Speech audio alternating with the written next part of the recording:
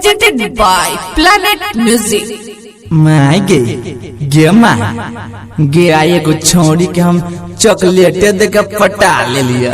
गे माय ओकरा से ब्याह करा देना माय गे तेरा गोर लग छी गे माय ब्याह करा देना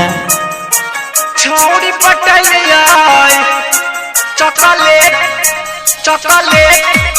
चॉकलेट चॉकलेट ब्याह हो गया Shiv Narayan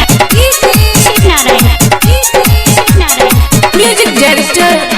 Arjun Ajuba.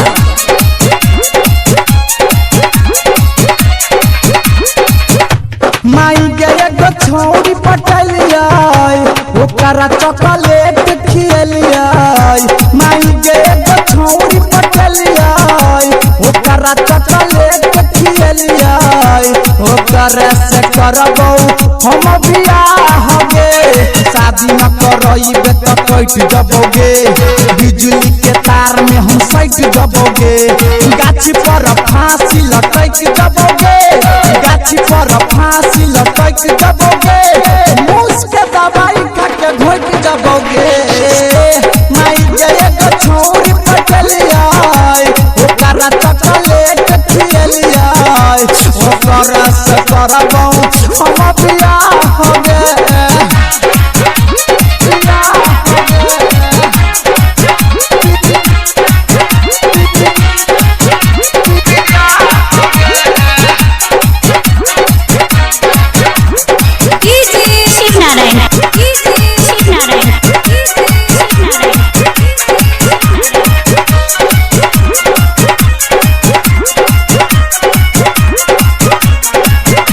Mobile पर सब काम सेट करै छी बोलैला पतै न कोना लेट करै छी आ बुधाना के पोखरी पर भेंट करै छी आ बुधाना के पोखरी पर भेंट करै छी आ रात भर ओकर हम वेट करै छी माई गे गो छोरी पटलिया ओकरा चॉकलेट खिलिया ओकर से करबौ हम बियाह हो गे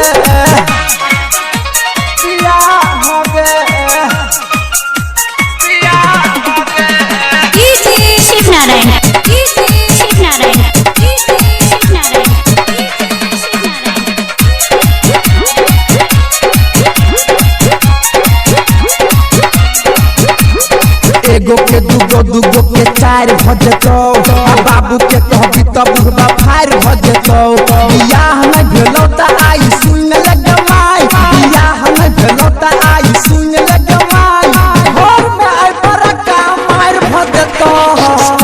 माई गे गो छोरी पटलिया ओकरा चॉकलेट खिलिया ओकरे से करबो हम बियाह हो गे